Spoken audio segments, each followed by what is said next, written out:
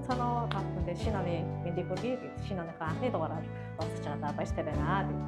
2025 онд гадаадд буюу Солонгосод оршин суугаа монголчуудад маань буюу хөдөлмөрийн гэрээгээр ажиллаж байгаа залуучуудад маань хөдөлмөрийн талаар хууль эрх зүйн тогтолцоо ямар хуу шинжилгээ өргөж журмууд одоо тийм ээ бий болж байгаа юм бэ гэдэг талаар мөхцөгчтэйгээ маш тодорхойгоор та бүхний хүсэн үлээж байгаа мэдээллүүдийг нэг бүрчлэн тодруулж хариултыг өгөхөөр энэхүү одоо тийм ээ эхнийхээ дугаарыг бэлтгэж байна. Мөхцөгчтэй баярлалаа. Тэгээд өнөөдрийнхөө мэдээллийг бид бүхэнд одоо тийм ээ өгж өгөх талаас ер нь 2025 онд ямар одоо хөдөлмөрийн хуулинд шинэ мэдээлэл өөрчлөлтүүд орж ирвэ? Ямар таатай мэдээнүүд байна вэ? Залуучууд маань бас юун дээр бас анхаарах хэрэгтэй байна вэ гэдэг талаар хэлж өгөөч. Тийм. Тэгээ бүгдээр нь шинэ оны минь шинэ оноо сайхан ухтцааж байна уу? Удахгүй бас цагаан сар маань болох гэж байна тийм. Тэгээд цагаан сартаагаа бүгдуулаад одоо амралтынхаа үеэр бас нөгөө хичээл аваа тий өөрийнхөө мэдлэгийг бас дээшлүүлээсэ гэдэг үднээс одоо маш олон төөрөгдөлтэй асуудлууд одоо гадуур одоо тий Facebook болон YouTube-ээр ингээ явагдаад байх шиг байна. Тэгээд залуучууд маань одоо асар их одоо асуултыг асууж хандж байгаа. Тэгээ энийг нэг бүрчлэн одоо тусгаалan өгөх боломжгүй байгаа учраас нийтэд бөөнд нь яг хэрэгтэй мэдээг нь одоо яг нэг төвийг олоод ингээ олгоё гэдэг үднээс одоо мөгөдөө хамтраад өнөөдрийн юугаар бэлтэж байна. За тэгэлгүй яг уу тэгэл маш олон одоо нэг асуултууд ирсэн. Манай залуучууд энэ ч тийм болоод байна, энэ ч тийм болоод байна гэдэг. Тэгэл нэг тэндээс нэг 90% хураавар мэрэгжлийн бус айгүйх мэдээллүүдийг авж байна. Тэгэл тийм учраас яг одоо тийм ээ Солонгос улсын хөдөлмөрийн одоо тухай хуулинд нь одоо тий хууль эрх зүйн яамнаас нь ямар одоо тийм ээ шийдвэрүүдийг гаргасан бэ, дүрм журмуудыг мөрдөж байгаа юм бэ гэдэг талаар энэ удаагийн дугаарууд бол нийтдээ E7 визний талаар ямар дотор олон ангилалтай юм бэ? Дотроо тэгээд тэр ангиллууд нь юу юунд хамаарагдаад байгаа юм бэ гэгээд наривчлан та бүхэнд тодруулах одоо тийм ээ мэдээлэл бэлтгэгдэж байгаа учраас эхний ээлжинд E7-гийн 4 гэдэг одоо манай E9-ийн E7-гийн 4 рүү одоо тийм шилж хөнгөтэй нөхцөл бий болчлаа. Хүн болгонд ормоор шүү дээ. Ер нь E7-гийн 4 гэж яг ямар виз юм бэ? Тэгээд илүү одоо E9 визтэй хүн болгон орох хэрэгтэй юм уу? Үгүй мүү? Ямар хүмүүс орох хэрэгтэй юм бэ гэдэг эхний асуултад байна. E7-гийн 4 гэдэг маань угаасаа мэрэгсэн ажилтны виз гэж явж байгаа. Тийм гадаад иргэн мэрэгсэн ажилтан байх юм бол Солонгос улсад мэрэгжлийн дагуу ажиллаж хөдөлмөрлөхөд E7-гийн 4 гэдэг энэ визийг өгдөг байгаа. За E7 гэдэг виз маань өөрөө дотроо 1 2 3 4 бүр дээшлээд одоо E7-гийн S гэдээ гараад ирсэн байгаа. 2024 оны 7 сарын 1-ээс ирж явж байгаа. За энэ S нь хүртэл дотроо яадаг вэ гэхээр S 1 2 гэх яваад явж байгаа. Тэгээд Солонгосын визний ангиллыг бол бид бүхний толгой гүйцэж одоо ойлгоход бол маш хэмдрэлтэй. Тэгээд яг цаг тухайн үеийн одоо гадаад иргэдэд зориулсан одоо нөгөө нэг шинэ ангиллууд шинэ одоо бүх юм шинээр эднийх ч гэсэн одоо яг одоо тамуунаа шидэ буюу одоо гадаад орны одоо цагаачтад хүлээж авахд одоо яг бэлтгэж байгаа орон яг автсан орон биш одоо Америк энэ шиг бүр ингэ цагаачтад хамт ингэ амьдардаг орон биш одоо яг цагаачтайгаа хамт одоо оршин суух цаашаа хөгжих энэ шатандаа яваа орны нэг учраас одоо яг нөгөө визний ангиллууд дээр тогтсон юмнууд байхгүй дэлхийн жишгийг хараад ерөнхийн нэг 36 ингэ виз гаргацсан байтал гинтэн өөрснийх нь бодоогүй юм бишин төвлүүд ингээд гарахаас өөр заашгүй ингээд визнүүд гарч иж байгаа байхгүй. Тийм учраас өөрснөө ч энэхээ очрыг олохгүй. Энийг нэг юм шинэ виз гаргацдаг. Энийгээ дахиад бид нэр яаж сунгах вэ? Яаж ингээд хоош нь авч явах уу? Үгүй л энэ визийг болох уу гэдэг ийм маш их юм хүндрэлтэй асуудал дээр одоо хууль зүйн яамныхан маань тулгарч ажиллаж байгаа. Энийхээ хүчинд одоо энэ одоо асуудлаас гарахын бол одоо манай дэмжигчдийн одоо биднээс ийм мэргэжлийн ажилчтай зөвлөх дээрээс нь одоо янз бүрийн гадаад хэргийн сайдтай одоо төлөөлөгчтэй уулзч зөвлөлдөх гэх мэтлэнгийн одоо маш их одоо асуудал дунд ингээ бужигнаа явж байгаа. Гэтэл ингээд энэ бужигнаан дунд бас янз бүрийн одоо хуулийн зөвлөгөө өгдөг газрууд ч юм уу. Үгүй бол ямар нэгэн брокер ч юм ингээд бас нэг жижигхэн асуудлыг санзангуудаа окей энэ хэрэгжиж байгаа маань ингээд цааш нь түгээгээд залуучуудад юм нэг юм төрөлд үлдээд байгаа байхгүй. Яаж юм гэдэг нэг зөвхөн хилцэх шатандаа ч юм уу явж чинь гэсэн нэг зар мэдээллийн чанартай юм гээд хүүхаа манай ийсэхөө ийм мэдээлэл гарчлаа шүү гэл. Тэгэл нэг манай залуучууд чинь шинэ юм гарсан юм уу яац юу гараад байгаа юм бэ? Бид нарт хэрэгтэй мүү гэл. Яг ингэж ирэл хайлттай буюу нэг юм залуучуудыг бас хэтэрхий бас төрөлдүүлээч.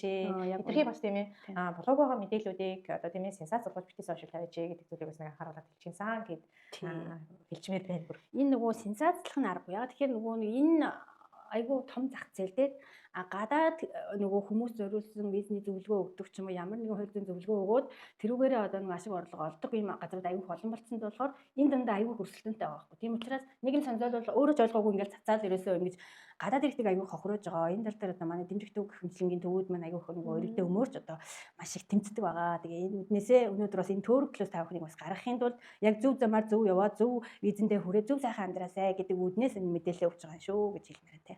За баярлалаа. За ингээд ерөнхий одоо тийм ээ дотоод бүх одоо нөгөө сэдв нөгөө наривчлаад бол аюул гол асуулт мэдсэн. Тэгээд тэр асуултынхаа хүрээнд за ягчээсээ бол тодруулах мэдээлэлүүд бүгдийг авнаа. Тэгээд эхнийхээ асуулт руу яваа. Едлогийн 4 виз рүү ямар зорилгоор гарсан виз юм бэ? Яагаад ер нь урдны едлогийн одоо нөгөө визний ангиллууд дотроо гэж хуваагдах болох гэдэг зорилготой гарч байгаа шүү дээ. Едлогийн 4 гэсэн ангиллууд яг ямар зорилготой гарч байгаа? Тийм, идеологийн дөрөв гэдэг зорилготой бизнес зорилго нь юу юм бэ гэхээр ерөнхийдөө Солонгос улсад жоохон мэрэгсэн төлөвийн мэрэгсэн тийм ажилчид хэрэгтэй байна гэдэг үндслээр одоо зүгээр мэрэгжлийн бус одоо зүгээр энгийн ES визээр гадаад орнтой одоо хөдөлмөрийн гэрээ байгуулад хоёр улсын хөдөлмөрийн яамууд маань ингээд нөгөө нэг энгийн хүмүүсийг авчираад ажилуулангууд яг ажил дээр мэрэгсэн төвчний хүн хэрэгтэй байдаг. Гэтэл зүгээр энгийн ажилчид ирэхээр нөгөө нэг үйлдвэрийн хувьд жоохон гологдолтой байна гэдэг үгсээр нөгөө хүнээ сургаж ажилдаа дадлагжуулах явцад хугацаа маш их алдчихэв. Энэ хооронд бид өчнөө бүтээгдэхүүн үйлдвэрлээд өчнөө ашиг олох боломжтой байтал хүнээ сургах, хүнээ эргэж авах, энэ хугацаанд нөгөө хүмүүс ажлын байр солих ингээ янз бүрийн ингээ хугацаа алдах асуудал айгүйх байна гэдэг тал дээр бол одоо засгийн газарт маш их гомдол одоо үйлдвэрүүдэд ирсэн. Нэгдүгээр. Хоёрдугаар болохоор ES визний хувьд бол хоёр улсын засгийн газар ингээ хамгаалуулсан виз гэдэг. Ямар нэгэн эрхийн зөрчигдлөө гэхэд одоо хоёр улсын хуулийн дагуу ингээ шийддэг учраас энэ ES гэдэг визэн дээр Солонгосын засгийн газар маш их хариуцлага өгдөг. Энэ хүнийг ажилд нь авна, эргээгээд ажлын байрыг солиулах, хүний эрхийн зөрчиггүй байх, эргээгээд юу гэдгийг одоо нөгөө цалин мөнгөтэй холбоотой энэ хүний эрхийг хамгаалах дээрээс нь визний гэдэл асар олон асуудлыг Солонгос улсын засгийн газар нуруунд дээр үүрж авч байгаа болчиход байгаа. За тэгэнгүүт энийг яаж хөнгөлөх вэ? Бид өөрөг хариуцлага яаж жоохон багасгах вэ гэдэг дээр одоо нөгөө толгойгоо ажиллуулад E7-гийн 4 гэдэг визүүд энийг гаргая. Энэ дээрээ болохоор одоо жоохон мэрэгшүүлсэн энэ одоо ажилчид гэж яваад энэ визийг олгоё гэдэг ийм визийг гаргаж ирсэн байгаа юм. Хуучиндаа бол угаасаа Солонгос улсад одоо мэрэгжлийн сургууль төгсөөд одоо яг өөрийнхөө мэрэгжлийн дагуу ажиллахад E7-гийн 1 2 3 гэдэг визүүдийг өгөөд явдаг байсан. Гэтэл энэ ES гэдэг визийг тэ нөхдүүдийг виз рүү оруулахаар яах ёстой вэ гэхээр тодорхой хэмжээнд өөрийнхөө хэмжээнд сурсан боловсрсан дээрээс нь ямар нэгэн одоо өөрөө тэр ажлын байран дээр удаан ажиллаад мэрэгссэн солонгос хүний хэмжээнд бас нэг тэр ажлыг аваалчих хэмжээний хүмүүс байх юм бол бид нэр идеологийн дөрвөрөөгөө оруулъя гэдэг ийм шинэ юмнууд гаргаж ирээд хэрэгжүүлээд явж байгаа юм. За, идеологийн дөрөв визний яг нэг ямар нэгэн салбар ангилалт багтана одоо тийм үйлдвэрүүдэд одоо идеологийн дөрөв виз одоо тийм ээ визтэй хүмүүсийг авнаа гэсэн одоо ийм салбар яг харьяалагдсан байгаа юу? Эсвэл салбар нь харгалзахгүйгээр ямар ч салбарын одоо тийм ээ визд хамааргүй. Тийм, идеологийн дөрөв гэдэг маань өөрөө мэрэгшүүлсэн тэгээ point визний одоо ангилал тийм учраас хуучин E9-оор ажиллаж исэн бүх үйлдвэрүүд болон мэрэгсэн одоо яг агнуурын төрлийн үйлдвэрч гэдэг юм яг мэрэгсэн дагнсан үйлдвэрүүд гэдэг чинь яг тэр бүх үйлдвэрүүдэд ажиллах боломжтой. Тэгвэл визний хугацааны хувьд хэр байдаг вэ? Зарим одоо хугацаа нь 2 жил ч юм уу, жил ч юм уу тий. Ер нь юунаас шалтгаалж энэ хугацаа тогтоосон? Тийм, яг хууль зүйн яамнаас энэ визийг анх нь E9-оос E7 гэдэг 4 гэдэг виз рүү хүмүүсээс шилжүүлээд анх ямар хугацаанд болох вэ гэдгийг ч өөрсдөө ч мэдэхгүй. Тийм учраас хөдөлмөрийн гэрээгээр аж ахуйн нэгжид 2 жилийн хугацаанд манайх энэ хүнийг E7-гийн 4-оор ажилуулнаа. Гээд анханасаа угаасаа ингээд санал ороод ирэнгүүт тэгвэл 2 жил байх юм байна гэх ингээ эхний үеийнжинд бол 2 жилээр явж байгаа юм. Тэгээд цаашлаад одоо эхний E7-гийн 4 авсан хүмүүс маань одоо яг сонгох хугацаанд болоод ирж байгаа байхгүй. Тэгэхээр энэ хүмүүс маань сонгохдоо яг анхны шатны нөгөө E7-гийн 4 бүрдүүлсэнтэй ялгаагүй материалаа бүрдүүлээд point оноогоо бодуулна гэсэн үг. Тэгээ эргээгээд энэ дээр юу гарах вэ гэхээр нөгөө эсрэг үйлдвэр маань энэ хүнийгээ хэдэн жил ажилуулъя гэсэн хөдөлмөрийн гэрээтэй байна. Яг тэр хугацаагаар сонгоод байгаа. Манай залуучууд хамгийн ихээр одоо идеологийн 4 рүү даатгүй шилжийе гэдэг жааш тэ бодож байгаа. Одоо анагийнхаа виз гарчлаа гэдэг. Шаардлагууд нэг ямар шаардлага тавьж байна? Идеологийн 4 виз авахд яг нэг тавигдах үндсэн шаардлага нь эхний ээлжинд юу вэ? За хамгийн түрүүнд тавьж байгаа шаардлага маань сүүлийн 2 жилийн хугацаанд одоо таны орлого 26 саяас дээш байна уу гэдгийг хамгийн их харж байгаа. За энийг гүйцэтгэх юм бол энэ хүн шууд хүсэлт өгөх хэрэгтэй.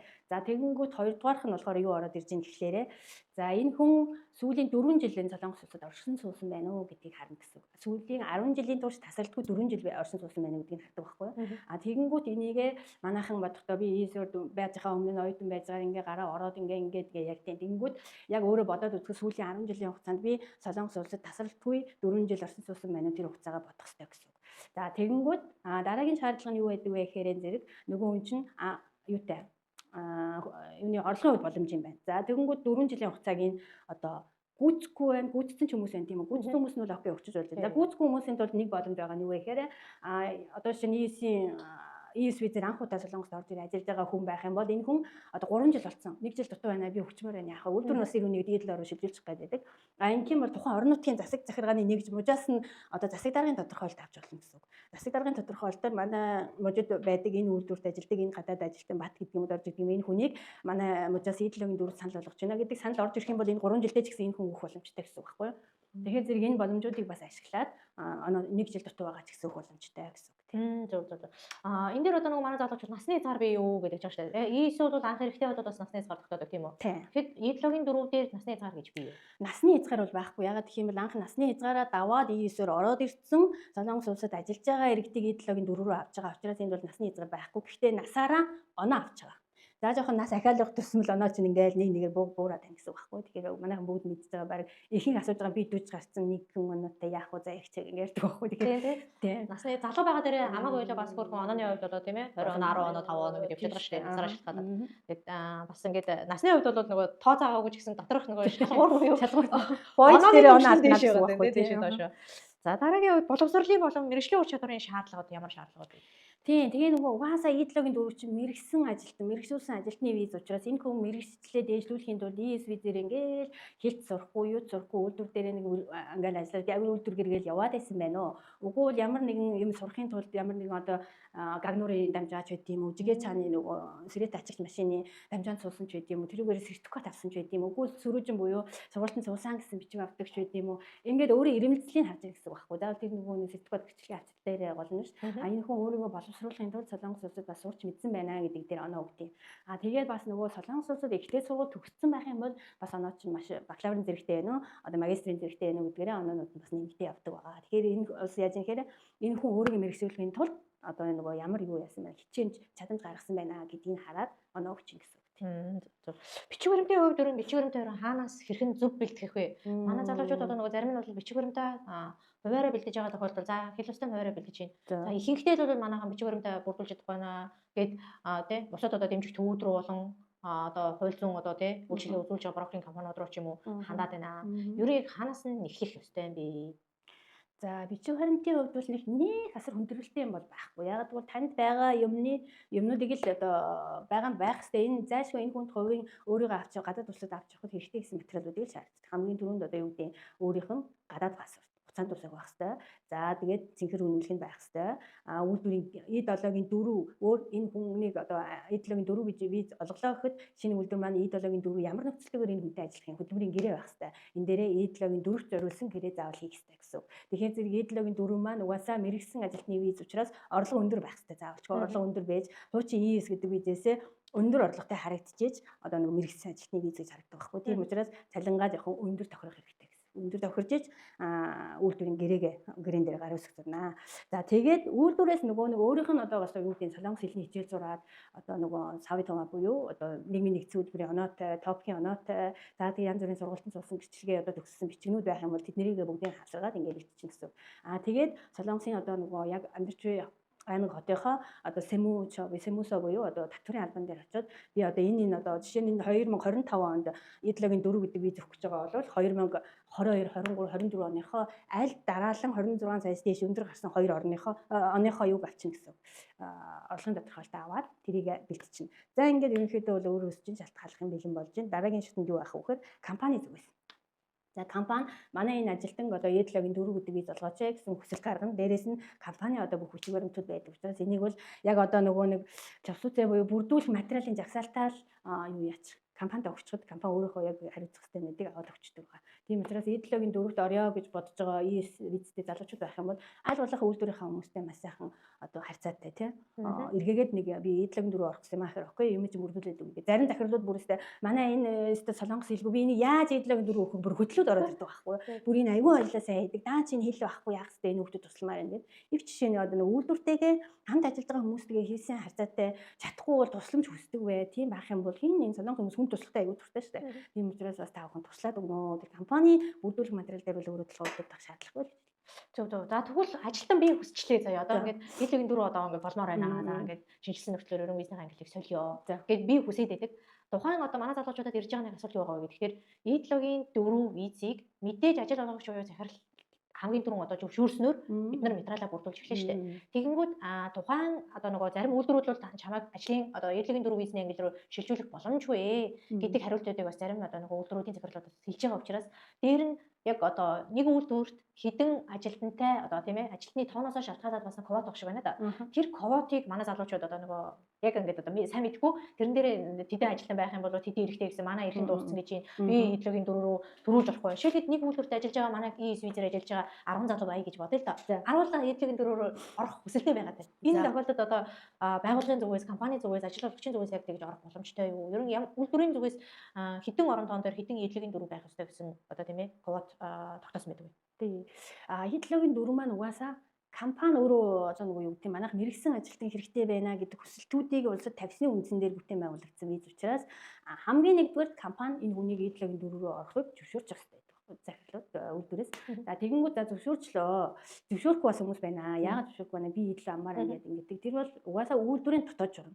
Манайд мэрэгсэн ажилтнууд төдөө хэрэгтэй байна гэх юм бол тэр компаниас угаасаа ажилчдынхаа тоог тохируулаад би энэ жил ихэд 2 гадаад ажилтнаа Eid-Login 4-өөр оруулъя. Дараа жил үеийн нэгийг нь оруулъя. Энийг бол үйлдвэрийн дотоод дүрмийн дагуу энэ компани өөртөө зориулж тохируулдаг. Тийм учраас энийг хин нэгэн гадны хүн заавал өгөхгүй бол та хууль зөрчиж байна гэж шийтгэх ямар ч ирэхгүй.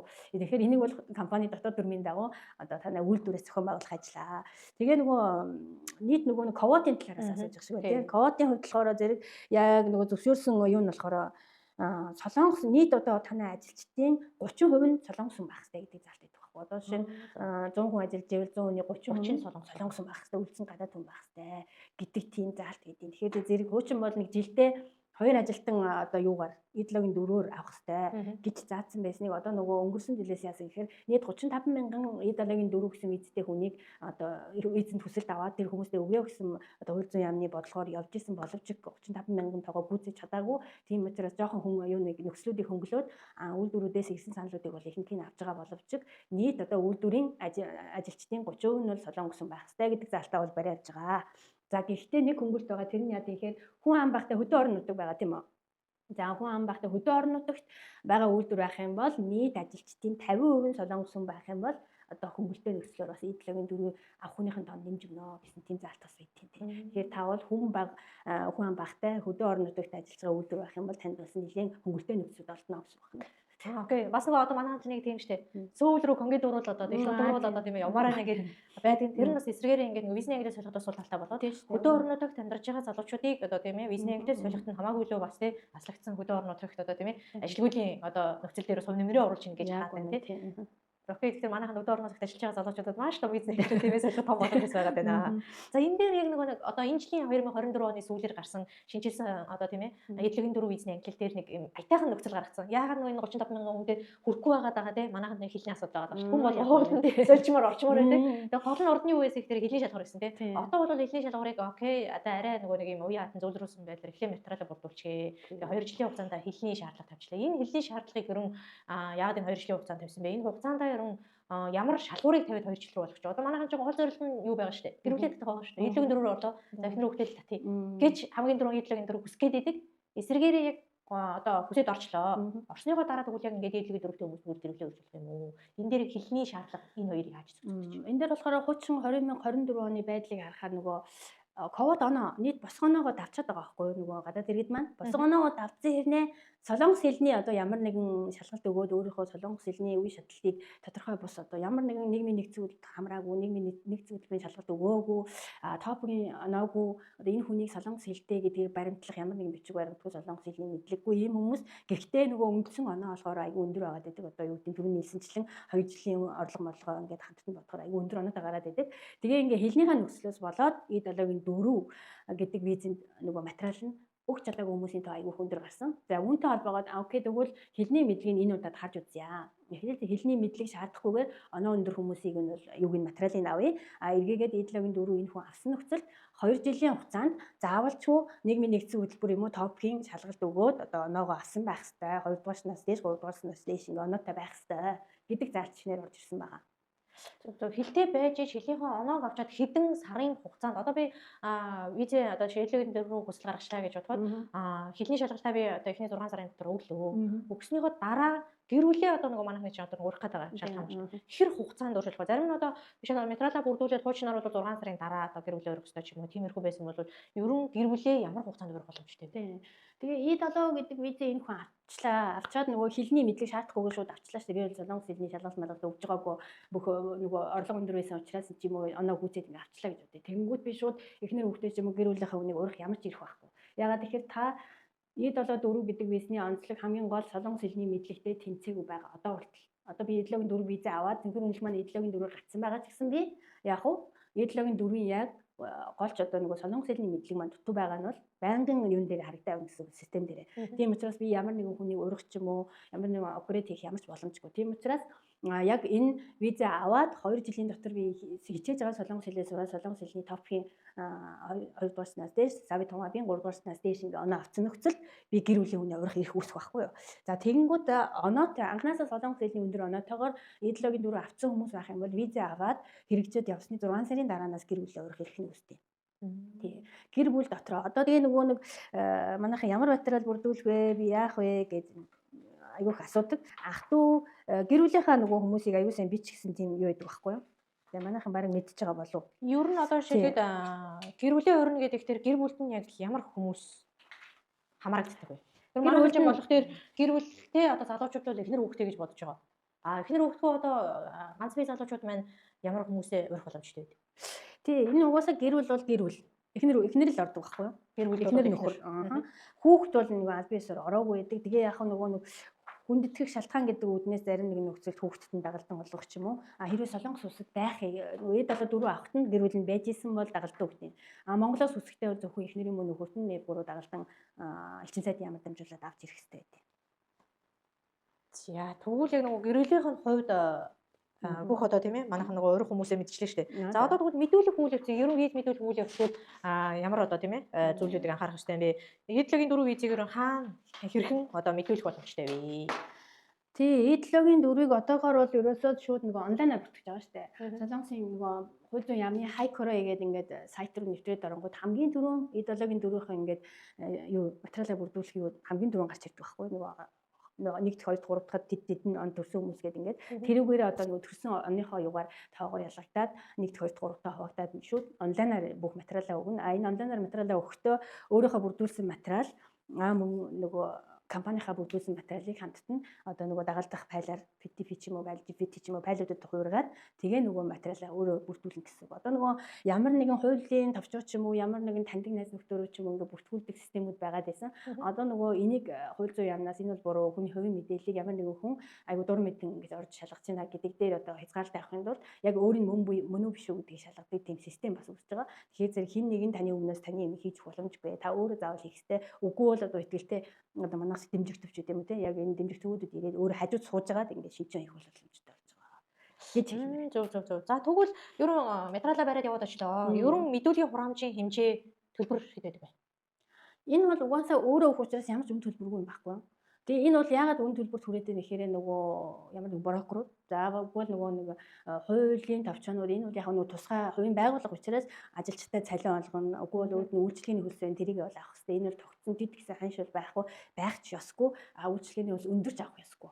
Тэгээ дунджаар бол яг нөгөө хууль зүйн югаараа бол нэг сая хүртэл бол яг харж үзэж байгаа гэж бодож болно. Тэрнээс дээш их юм бол жоохон даварсан. Өнгөрсөн жилийн хувьд бол яг л юм байсан шүү дээ. Одоо шийдээд 3 саяар одоо эдлийн дөрөв виз рүү шилжүүлнэ. 2 сая 500, 2 сая. Ер нь л доотлын 2 саяас дээш байсан. Тийм энэ бол нөгөө Монгол бид нар Монголдо байдаг шиг тийм үү. Ямар нэгэн болохгүй юм хин нэгэн хүнд мөнгө өгөө заавал болох гээд яриад идэг тэрнтэй ялгааг байхгүй. Тэгэхээр энэ бол угаасаа Солонгос улс бол ямар нэг юм хууль бусаар яаж ч үгүй хийхгүй. Энэ хүний материал мөн үү мөн энэ хүн өөрөө очиод өгсөн ч гарах хэвээр визийг л хууль тэр хуулийн товчууд ч юм уу ямар нэгэн брокерууд яаж нэхэхээр зөвхөн нөгөө юу гин та өөрөө л угаасаа бичиг баримтаа бүрдүүлж өгнө шүү дээ. Тэр хүн таны өмнөөс очиж ханаас нэг хэвлэлж авах ямар ч боломжгүй.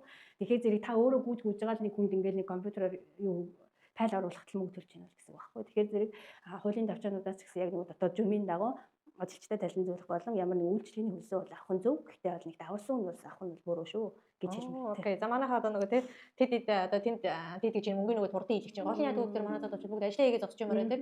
Тэгээ ингээд миний өмнөөс тэр хүн очиод хийчихэл тэгвэл одоо амар тийм би 2-3 хоногийнхоо цалин алдахгүйгээр мөнгөө баг тэр хүнд өгөөд ажиллаа хийж зогсоод ингээд энэ ашигтай юм байна гэдэг юм бодолтуудыг манайхан ч бас өөрсдөө бас их одоо тухайн хүн өөрөө мөнгө нь багтаж чадаад байгаа бол одоо тэгэл явахаас өөр аргагүй хүний сонголт тий. Тэрийг бол буруу гэж хэлэхгүй. Гэхдээ бол яг нэг онлайн бүртгэлийг болохоор ямар нэгэн хүндэтгэх шалтгаантай бүр хөдөө орнуудыг жоохон интернет орж гардаг одоо бүс нутагч байд юм уу. Үгүй бол ямар нэгэн хөгжлийн бэрхшээлтэй үгүй бол захирал дарга нарын ч гэсэн жоохон хөгжлийн бэрхшээлтэй туслах боломжгүй ийм үйлдвэрт ажиллаж байгаа гадаад иргэд байх юм бол харж үзээд биечлэн одоо харьяа иммиграшн дээр очиод материалаа өгөх юм бас харж үздэг боломж байдیں۔ Тэрийг бас ашиглаарай гэж. За тэгвэл материалаа ингэж бүрдүүлээд өглөө. Хариу гарах хугацаа нь ямар хугацаанд гарч байгаа? Тийм хариу гарах бол ерөнхийдөө бол бүх визний материал бол сар гэж явдаг 30 хоног. За 30 хоногоос дээшээ хэд ч хонд магадгүй. Тэр нь болохоор яадаг вэхээр тухайн хүний хувийн мэдээллийг шалгахад зарцуулах хугацаа одоо хувийн материал дутуу байх юм бол тэрийгээ дутуу байна гүйцээж өг. Тэр хүн хэд хоног дотор нөгөө дутуу материалаа гүйцээж өгөх нь тодорхой бас. Тийм учраас яг гарах хугацаа бол хинч мэдгүй тодорхойгүй яг үндсэн одоо гардаг юугаараа л журмаараа гарах учраас хүлээгээл байхаас өөр аргагүй гэсэн. Хэрэг гарахгүй бол маш урд мэдэгдэнэ гэсэн. Тэгвэл одоо материалаа бүрдүүлээд ингээд өгчихлөө. Гарахгүй байх одоо ядлагын дөрөв виз татгалзах ч юм уу гарахгүй байх тохиолдолд юунаас болж байгаа вэ? Гарахгүй байх тохиолдол бол байна. Хэрэг бүртгэлийн явцад энэ хүн урд нь ямар нэгэн хууль шүүхийн асуудал холбогдчихсэн ч юм уу, үгүй бол ямар нэгэн хилийн хууль зөрчижсэн ч юм уу. Ер нь бол ихэвчлэн гарахгүй байгаа хүмүүсийн хувьд болохоор яадаг гэхээр одоо мөн өвөлдвөрийн ковот гэж байгаа шүү дээ. Ковот хитэрсэн байх нөхцөлд гэх мэтчлэнгийн жоохон нэг тийм нөхцлүүдэд бас гарахгүй байх зарчмууд байдаг. Тэр бол яг хувийн шалтгаан юунаас нь шалтгаална гэсэн үг тийм. Үйлдвэрийн зүгээс шалтгаална гэсэн. Ковотын хувьд бол үйлдвэрийн зүгээс шалтгаална. Ихэвчлэн бол ковотыг үржлээ хэлцдэг үйлдвэрч ковотоо өөрөө мэдчихэдэг. За ихэвчлэн нөгөө гарах байгаа шалтгаан хувь хүний өөрийн нэг өнгөрсөн үед одоо ямар нэгэн хилийн хориг зөрчижсэн ч юм уу, агуул хууль зөрчижсэн ч юм уу, хууль шүүхийн асуудалтай байсан ч юм уу. Энэ минь асуудлууд гарч ирэх юм бол бас гарах байх магадлалтай. Гэтэ анханасаа нөгөө нэг оноогоо сайн бодоод эмэргээснээс шалгаад авдаг учраас гарахгүй байх магадлал бол ер нь байгаагүй. Одоо бол маш өнгөлж байгаа шүү дээ тийм. Гараагүй одоо буцчлаа шүү дээ. Материал нь буцчихсан тохиолдолд дахин мэдүүлэх боломжтой байдаг уу? Дахин мэдүүлэх бол боломжтой. Би эдлогийн 4 өгөөд түрүү нөгөө ямар хүмүүс гараагүй гэдээсэн нөгөө энэ ES-ийн 5 буюу service юуныхан ES-ийн 5. Энэ хүмүүс эдлороо ингээд өгдөг байхгүй юу? Тэгэхээр энэ хүмүүсийн нөгөө виз нь гардаггүй. Тэгээд энийг яагаад гарахгүй байна гэж асуудаг байхгүй. Тэнгүүд эд олдоо чинь би түрүү хэлсэн чи юу нөгөө нэг мэрэгсэн ажилтны виз гэж хэлсэн шүү дээ. Тийм ээ мэрэгжүүлсэн буюу мэрэгсэн ажилтны виз. Тэгэхэд энэ ES чинь юу вэ? Service одоо нөгөө нэг үйлчлэгээ. Тийм үү? Үйлчлэгээний виз ахгүй юу? Үйлчлэгээ ямар нэгэн одоо юуны хуучин хувцас ялгах ч юм уу. Үгүй бол нөгөө нэг хогийг нөгөө ангиллах ч юм уу. Нэг тийм үйлчлэгээний үгүй бол нөгөө нэг янз бүрийн олон улсын тээврийн компани нөгөө тэгбэ буюу одоо шуудан наашин цаашин ялгах ч юм уу. Энэ ажлууд хийдэг хүмүүс энэ үйлчлэгээний ES 5 гэдэг визээр Монголоос орж ирээд байгаа. Тэгээ ихэвчлэн энэ визийг нөгөө гадаад орнууд бол их авахгүй Монголоос их орж ирээд байгаа байхгүй. Тэгэхээр энэ хүн бол дээшээ ямар нэгэн визээ апдейт хийх ямар ч боломжгүй виз гэсэн. Service E7-гийн 4 чинь мэрэгшүүлсэн ажилтны виз учраас энэ service руу яагаад орохгүй. E7-гийн 5 гэдэг виз одоо байхгүй. Тийм учраас энэ хүмүүс орохгүй байгаа. Энэ хүмүүсийн виз буцаж байгаа шүү гэдгийг маш сайн анхаарах хэрэгтэй баг. Тэгээд Монголоос ирж байгаа манай ES визтэй залуучуудаа ч гэсэн анхааруулхад энэ визийг бол болж өгөө сонгохгүй байхыг хүсье. Нөгөө би одоо өнөө маргааш солонгос явж бол болоо. Окей, юу ч байсан окей гэж хүрээд иддэг штэ. Тэгэхээр зэрэг энэ бүрчлээ. Одоо миний найз нөхд ахтуу аль бүст байгаа юм. Кенсан намд за яг Кенсан намд аймагт байгаа Кенсан намд аймаг руу явъя гэх юм бол энэ бусан улаан Кенсан намд өмнөд Кенсан гэдэг аймгийг сонгож ийж манай энэ ойрхон ирж ажиллах юм тийм үү. Тэгвэл ирж заягчтайгаа ойрхон орох гэж уулзах нь штэ. Гэх жишээ нь. Тэгэнгүүт энэ нөхдүүд болохоор яадаг гэхээр за тэр энэ чон комгидо тэр аваар бол айгүйх байдаг. Чулаан намнууд их байдаг. Энэ өмнөд бусан Кенсанд бол маш бага байдаг. За тэгэнгүүт энэ нөхөр ирээд ажлын байр солиход хүртэл айгүйх асуудалтай. Тэгэхээр зэрэг ES5-ыг бол болж өгөө сонгохгүй байхыг хүсье. За хэрвээ хамаагүй би солонгос явдал бол болоо өнөө маргааш надад цалин хэрэгтэй байна. Гэх юм бол сонгоод үлээхэд та ингээд дээшээ ахих үйд рүү явах боломжгүй. Дээрээс нь ажлын байр солиход маш төвөгтэй гэдгийг бас давхар анхааруулаа хэлчихье. За тэгээ энэ нөхдүүд бол яг эдлогийн дөрвөө санал өгөхөд буцаад байгаа шүү гэдгийг бас хэлье. За тэгвэл яг нөгөө манайхан чинь ES гэдэг байгаа шүү. Дотроо бас ангилалтай тийм. Үйлдвэрлэлийн ангил нь ES-1 шүү дээ. ES-1 л E7-гийн 4 болон түүнээс цаашаа визний ангиллууд руу хувирж визний одоо нөхцлөө сайжруулах боломжтой байх нэ дээ. Тэгэнгүүт одоо яг энэ ES-ийн 5-тай үйлчлэгээр орж ирсэн залуучууд маань яг одоо ингэж байгаа хгүй. Бид нар ингэ солих хэрэгтэй. Аль эсвэл одоо нэг за дараагийн нэг юу хэлээ. Та ES-ийн нэг дээр тийм нэгээр ирсэн одоо нэг одоо хил усайтай одоо залуучууд байна. Баяа гэж бодъё. Үйлдвэр ажил хиймээргүй байна гэд офсын ажил руу орсон. За тэр офсын ажлууд нь оруулангууд ямар визний ангилал байх вэ гэхээр ES-ийн 5 хилтэй ч гэсэн яг одоо офсын ажилд буюу өөрсдөө апплайд хийж жагаад үйлдвэрийн ажил хийхгүйгээр офсын ажил руу орчихъя. За тэр тохиолдолд манайхан яаж яах гэхээр окей одоо өстө нэрээ үйлдвэрийн ажил хилтэй л авах юм бол ер нь гэрээнийхээ хийх байж болно гэдэг бас нэг юм шуум яваад ирсэн.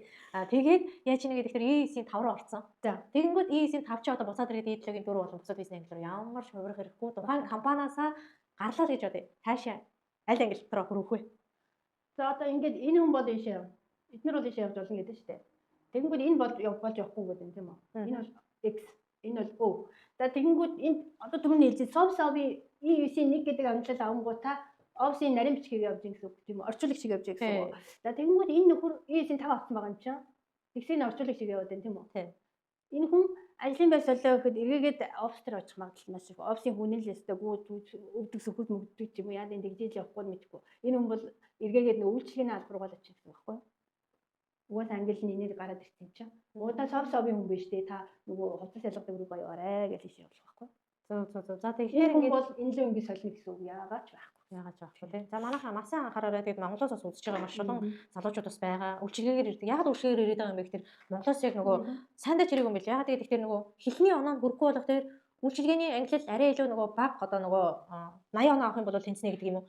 Эсвэл ийсийн үйлдвэрлэлийн салбар болох дээр яаж 120 оноос дээш гэдэг юм уу? Ингээд ирэнгүүт за окей явж л байвал хамаагүй нөгөө үйлдвэрлэлийн үйлчилгээ нэг гэдэг нь ялахгүйгээр харанхуугаар баг шуурчлээ гэж өрөөд ирдэг. Ирснээр маш олон бас талууд гарч байгаа тохиолдол байна. Тэгээд одоо нөгөө бус орнуудыг бас ингээд харж байхад ийм свиттэй хүмүүсийн аюух бэлддэг юм билээ л дээ. Бүр ингээд бүр төвлөрсөн сургууль танхимын сургуультанд солонгос хэл заагаад тэр нь бол тодорхой хэмжээний төлбөртэй. Гэхдээ бол тэрэндээ бүр ихтэй заавал ирэх хэрэгтэй. Одоо чи надтай хамт нөгөө телевизийн ярилцлаганд орж исэн E7-гийн 4 аваад энд 10 жил ажиллаад E7-гийн 4 авсан Сри Ланка залуу ирж байгаа байхгүй юу. Тэгэхээр зэрэг энд ирэхэд бол E9-оор орж ирээд E7-гийн 4 авахд бол айгүй гоё амархан. Яасан гэсэн чинь би анханасаа хэлээ бэлдээд ирсэн. Манай Сри Ланка яадаг гэсэн чинь бүртгэхээс өмнө солонгос хэл заадаг. Заагаад бүр өстө яг таг болоо шалгалтанд нь ороод окей оноо авчлан зааж өгөөд тодорхой хэмжээний сургалтын мөнгө аваад ингээд ирдэг гэж байгаа. Тэгэхээр манайд ямар систем төв байна гэхээр энэ хэлний мэдлэгжүүлгийн хүмүүсийг хэлний мэдлэгжүүлээд эднэрийг нааш нь явуулах систем дутуу байна. Байлаа гэхэд хуурнаг одоо онлайн сургалт явагдаад байна. Үгүй танхимын сургалт явуулсан гэж бодоход манай залуучууд өөрснөө хэлээ сурахгүй байна гэсэн тийм хоёр янзын одоо дүгнэлт гарч ирж байгаа. Тэгэхээр зэрэг хүн өөрийгөө би ямар ч хүн танихгүй гадаад оронд гадаад хүнтэй очиж ажиллах гэж өөрийгөө жохон ч гэсэн цаг зарцуулаад ер нь их залуучууд ажлаа хийж байгаа л видео өгсөн чинь бүртгүүлсэн чинь гарцсан шүү дээ. Тэгэл ирсэн. Тэгээ хэлж сураагүй гэж байгаа байхгүй. Тийм одоо нөгөө нэг бүрхэг амьдралаа бити амьдраач. Энд одоо угаасаа л та мэдээж солонгос оронд ажиллах юмсан гэсний тулд бүртгүүлсэн байж таараа. Тийм учраас би хүний нутагт өөр хүнтэй ямар ч нөгөө хэл мэдэхгүй хүнтэй очиж ажиллаж байгаа юм чинь би ч гэсэн өөрөө ядс нэг жоохон ч гэсэн нэг хүн намайг загнаж гинүү, юрэж гинүү гэдгийг одоо нэг мэдчихдэг учраас хэлээ жоохон сураад ирж байгаасэ. Тэгээ ирээд та өөрөө бас ингээд дээш яхаа явах чинь тэр хэлж ирэх болноо гэдгийг бас сануулгад хэрэгтэй. За окей тэгвэл E9-ийн материалыг ерөөсөө E7-гийн 4-ийн материалаа бүрдүүлээд виз авчлаа. За авчин тохиолдол дээр яаж ийнэ вэ гэхээр E7-гийн 4 визээр одоо тийм ээ ажил хийгээд хийж байгаа одоо тухайн ажлаасаа одоо гарлаа штэ. Ажлын байраа солих тохиолдолд хааныг ханддаг юм бэ? E9-ийн өөр ажиллаж исэн залуучууд бол яаж ийнэ гэхээр ерөөсөө нөтөнгүүдээ хандаад тийм ээ 3 сарынхаа бичгээ аваад ажлын санал аваад явдаг. E7-гийн 4 ажлаасаа гарсан болвол хаана хандах вэ? Хаанаас ажиллаа хайх вэ гэдэг одоо залуучуудыг холбогдоод байна л да. Ажлаас гараад нэгдүгээрт нь яг ажлынхаа бичгийг аваад 30 хоног дотор ажлаасаа гараад 30 хоног дотор би ажлаас гарсан гэдгийг нөгөө харьяа юун дээр мэддэг хэрэгтэй байхгүй юу? Гуйн цэнтэ. Манайхаар хөдөлмөрийн бирж Монголоор очихгүй тийм. Хөдөлмөрийн бирж дээр. За тэгэнгүүт ингээд энэ бүртгүүлж гарч ирсэн зэрэг чамд 3 сарын нөгөө ажил хайхын үүсэн тийм үү? Ажил хайх хугацаа. Тэгээд зүрдээ шинэ ажил орно.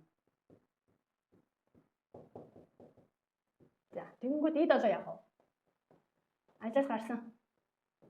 За энэ ажлаас гараад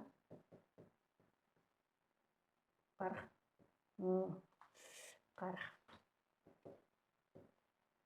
Тэгэнгүүтээ 14 хоног дотор гадаад иргэн харьяатын албанд мэдэгдэнэ. За энийг нэг солонгосоор хэлэхгүй бол одоо нэг манайхан чи очиод хаана очих юм бэ? Immigration гэсэн үг. За шууд immigration ханддаг. Бид нар бол нөтөнгүүдээр ханддаг шүү дээ. Одоо тийм ээ. Нөтөн гуйн бус энэ дээр ханддаг. Өөрөө явна гэсэн үг байна шүү дээ. Энэ бол өөрөө бүх юм аяна. За энд болохоор хин туслаад байна. Гуйн центр гэсэн газар туслаад байгаа. Тийм байна. Энэ хана солонгос засгийн газар туслаад байгаа. Энэ хүнийг энэ солонгос хоёр улсын гэрэл зэрэг өгдөрсөн. Хариуд чинь яадаг л нөгөө ажиллаж одоо яадаг л одоо нөгөө ажил олчихгүй болохгүй мессеж явуулаад ажил олж өгдөө шүү дээ. За энэ нөхөр яасан. Энэ нөхөр 7 гэдэг нөхөр болохоор өөрөө бүх юм аяна гэсэн үг. Ажлаасаа гарцсан. Гарцсан бол тэгэл болоо үйлдвэрлэл ямар ч хариуцлага байхгүй. Үүдээ яваач. Тэгэл явал. За тэгэнгүүт энэ хажуу. Immigration дээр очино гэсэн үг. За immigration дээр очиод 14 хоног дотор би ажлаасаа гарцсан. Би одоо явах вэ гэж очих гэсэн үг. За тэгэнгүүт immigration юу шүүх үү? Immigration. Яагаад ажлаасаа гарцсан? Та 2 жил энд ажиллана гэдэг л 4 манайхаас аваа өстэй. Яагаад гарцсан? Гэлдэг. Тэгэнгүүт энэ хүн би ингээд ажлаа нөгөө одоо ажиллах боломжгүй байна. Нуруу бүрөвдлөө ч гэдэм юу гэдэг одоо тийм. Ажлын нөхцөл гэсэн байна. Окей тэгвэл танаас болсон юм байна. Та одоо хэлээр гар нутаг буц танд ямар ч боломж байхгүй. Үгүй шүү тэгдэг байхгүй. За тэгэнгүүт E7-ийн дүр энэ дээр яагаад ажлаас гарсан, яаж гарсан нөхцөл дараагийн ажлын байрыг би А гэдэг үйлдвэрээс Б гэдэг үйлдвэр рүү орох вэ гэдэг асуулт үүсэж байна тийм үү? Тэгэнгүүт энэ дээр энэ хүн ажлын нөхцөл энэ А гэдэг газар энэ манай Бат гэдэг энэ ажил Монгол ажилтан нэг янз бид нар ажиллах боломжгүй. Манай үйлдвэрийн нөхцөл одоо хэцүү байна. Хүнд ажилчдаа цалингаа тавьж чадахгүй байна. Манай үйлдвэрийн нөхцөл одоо маш хүнд байна. Үгүй бол манай үйлдвэрийн ажилд энэ хүн тохирохгүй байна. Тийм учраас бид нэр энэ хүнийг ажилуулах ямар ч боломжгүй гэдэг бичгийг энэ А үйлдвэр хийж өгөөд энэ бичгийг иммиграшнд авч очиж танд D10 гэдэг виз өгнө гэсэн. D7-гийн дөрөв. Тэгээд энэ D7-гийн дөрвөөс D10-ыг аваад эргээгээд шинэ үйлдвэрээ маш хурдан бол олох хэрэгтэй. Энэ бол нэг 6 цагийн сонгуульд гэдэг үг гэсэн. За энэ 6 цагийн дотор та шинэ одоо Б гэдэг үйлдвэрийг орохгүй бол энэ ингээд сонгогдож яваад та одоо энийгээ сонгож чадахгүй байгаа юм чи үйлдвэрээ олж чадахгүй байгаа юм чи та натур авцаа. Одоо би таны визийг сонгохгүй гин. Тэгэнгүүт энэ нөхөр одоо зарим нэг нөхдүүдээ яг нөхөр нэг боломж нь юу вэ гэхээр ихтэй сургууль төгссөн одоо бакалавраар төгссөн бакалаврын мэргэжилтэй гадаад оюутнууд түр нөгөө магистр руу орох хугацаанд ямар нэгэн мэргэжлийн дагуу ажиллах ч юм уу те ажил хайх ч юм уу энэ үед энэ визийг бас олгодог байхгүй юу? Оюутнуудад тийм яг. Тэгэнгүүт энэ ердөө нөгөө ажил хайх хугацааны виз байхгүй юу? Энгийн гадаад иргэд манай ийсүүд болохоор ажил хайх хугацаанд яг ийсрөө л байж байна. Эндээс нь яхаа ийм ажлууд дэжгүй мессеж явуулж байна. Айгүй хангамж сайтай. Энэ айгүй окей явахгүй. Гэтэл энэ өөрөө бүгд байгаа. Өөрөө бүх юм хийн. Би одоо яана харалчих уу, яачих уу? Одоо энэ үйлдвэр хаана? Энэ үйлдвэрийг бүртэл өөрөө олно. Энэ хэн нэг нь танд туслахгүй гэсэн. За тэгэнгүүт эргээгээ дараах шиг D10 авсан чинь яасан. Нөгөөх нь бас ингээ олохгүй явж байгаа сонгохдохгүй болоод байна да. Тэнгүүтийн за нэг ан тулсан арга юу вэ гэхээр их сургуульд орох байхгүй. Их сургууль. За их сургуульд оронгууд манай нөгөө нөхдүүч яадаг вөхөөрэ.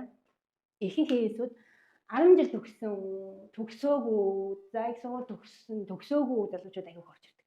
За ингэ явж байгаа яаралтай их сургуульд орох юм бол та 10 жилийн гэрчлэгийг аваад ирээ. Орчуулад нотротоор баталгаажуулаад гадаад иргэн яамн дээр австил хамгаад аруулаад аваад ирээ. Тэгвэл манай их сургуулийн бүртгэгдлийн хугацаанд одоо юу гэдэг 12 сарын 21-ээс 31-ний хүртэл бүртгэж энэ хооронд аваад ирээ. Гингүүд манайхан гэрчлэгийг авчиж чадахгүй, энэ сургуульд орж чадахгүй, эргээгээд D10 сонгох гэхээр сонгохдохгүй, би эргээгээд A гэдэг үйлдвэртээ орё гэхээр болохгүй. Ингээ харалж байгаа хүмүүс аяг байгаа. Ингээд нутаг утсаж байгаа хүмүүс аяг байгаа. Тэгэхээр зэрэг энэ виз рүү та дурлан эхнэрээ зөвхөн эхнэрээ нөхрөө татахын тулд энэ виз рүү ороод байгаа шүү дээ хэвчлээ. Тэгээ энийг сайн бодоод ES чинь бол хэдэн хугацаатай байдаг. Эхлээд 1 жил 10 сар гэдэг тийм үү? 3 жил. 3 жил дээр нэмэх нь жил 10 нэмэгдэнэ. 4 жил 10 сар гэсэн үг байхгүй тийм. 4 жил 10 сар ES-ээр байна. За тэгэнгүүт 4 жил 10 жил сайн ажиллах юм бол үйлдвэр чинь дахиад нэг 4 жил 10 жил ажилладаг тийм үү? Тийм 4 жил 10 сар. Тэгэнгүүт ингээд танд хэдэн жил вэ? 9 жил 8 сар. Тийм. Тэгэнгүүт та 9 жил 8 жил улсын хараа нэгээ улсаар тэтгүүлээ сайхан баймаар байна уу? 2 жил дотор ингээд бужигнаалстай байж байгаа харамсмаар байна уу? Үгүй бол бид сонгуулихгүй буцмаар байна уу? Ингээ нэг их сургууль орох ч үгүй ч мэдэхгүй бодог баймаар байна уу гэдгийг маш сайн тунгаан бодож ийж энэ нөхөрлөө орохгүй бол энэ маш их хэрэгцээтэй юм байгаа шүү гэдгийг бас санах хэрэгтэй байна. Окей. За тэгвэл одоо нөгөө ажил хайгч нөхөр хаанаас ажиллаа явах вэ? Одоо манайд бол ES-дээр бол яаж нэг гэхээр гүйн центрууд ажлын санал явуулдаг шүү дээ. За ажлаасаа E7 гарчихсан. E7 ажил хайж хэлэхэр болоо. За би хаанаас ажил хайх вэ гэж манай залуучууд төрүүлсэн болгож байгаа байхгүй юу? Ажил хайх одоо ямар одоо тийм ээ зөвхөн өөрөө хайж штэ. Тэгэхээр өөрөө одоо нөгөө мэдгүй байгаа. Урд нь нөгөө ES-с өөрөө л нүдүүгээр ажил авчдаг гэсэн болов. Тэгэхээр ажил E7-гийн 4 дээр ажил хайх нөхцөлд хаанаас хайх боломжтой вэ? E7-гийн 4 бол өөрөө л ажиллаа байна. Өөрөө одоо солонгос хүн ажиллаа хаанаас хайж болж чинь нэршил хань гэсэн байхгүй юу? Одоо нөгөө Perugia гэж сонин гардаг тийм үү? За тэр сонингоо сайжуулж байна. Үгүй бол янз бүрийн онлайн сайтуудаа сайжуулж байна. Тэгээд тэр үйлдвэр нь E7 гэдэг энэ бицтэй хүнийг авнаа гэдгийг зөвшөөрч явах хэрэгтэй. Манайх окей E7-гийн 4-тэй гадаад хүн ажилуулнаа гэдэг нөхцөлд орно гэсэн үг. Гэхдээ тэрэн дотор бас салбартай тийм үү? Энд чинь мэрэгжлийн одоо тийм ээ E7-оос арай нэг мэрэгсэн ур чадварын виз шүү дээ. Тэгэнгүүт одоо Б гэдэг хүн нэг юм одоо цаасан хайрцагны үйлдвэрт ажилладаг байлаа. Тэрүүгээр мэрэгцсэн байна. Тэр хүн одоо тийм үйлдвэрлэлийн хүнсний салбар дээр мэдээж очиж орж болохгүй боломжтой шүү дээ. Тэгэнгүүт нөгөө цаасан хайрцагны үйлдвэр нь хэр одоо тийм ээ олдцтой байх вэ? Тэгээд ер нь E7-гийн 4 дээр бол бүсчлэл гэж бий юу? E7-гийн 4 рүү орох юм бол бүсчлэл бол байхгүй. Бүсчлэл бол байхгүй байгаа. Тийм E7-гийн 4 бол бүсчлэл нь байхгүйгээр нэ тэр нөгөө энэ орон даяарх байгаа E7-гийн 4-тэй үнийг авах боломжтой, гадаад үнийг авах боломжтой ажлыг л өөрөө олж ажиллана гэсэн үг байна. Салбараа дотор тийм. Гэхдээ E7-гийн 4 чи одоо нөгөө юу гэдэг би өөрөө ES гэдэг визээр ажиллаж байгаад E7-гийн 4 рүү орсон байгаа тийм үү? Тэгэнгүүт E7 чин дотроо юу вэ? E7-гийн 1 2 3 S гэдэг. S-ийн дотроо S1 2 ингэ байгаа байхгүй юу. Тэгэхээр энэ нөхөр таваар эднэрийн ажил руу орж чадахгүй гэсэн үг байхгүй юу. За эдгээр нь яасан гэхлээр зэрэг одоо юу гэдэг Солонгост юугаар сурж байгаа D2 гэдэг визээр сурж байгаа D2 шүү. D2-оос Yellow-гийн нэг рүү шилжих виз нэг. Мэргэжлийнхаа дагуу ажилд орох юм бол энэ. За одоо энэ нөгөө компьютерийн программистийн мэргэжлэр бол D7-гийн 2. За ямар нэгэн одоо юу гэдэг менежмент одоо манайхаар үгдэглээ duty-free энэ төр ингээ орчин үеийг ажиллах юм бол энэ ингээд жишээ ингээд дандаа аюутай авахгүй. За эдгээр болохоор зэрэг асар их хөрөнгөтэй. Хөрөнгөтэй ирнэ асар их мэдлэгтэй.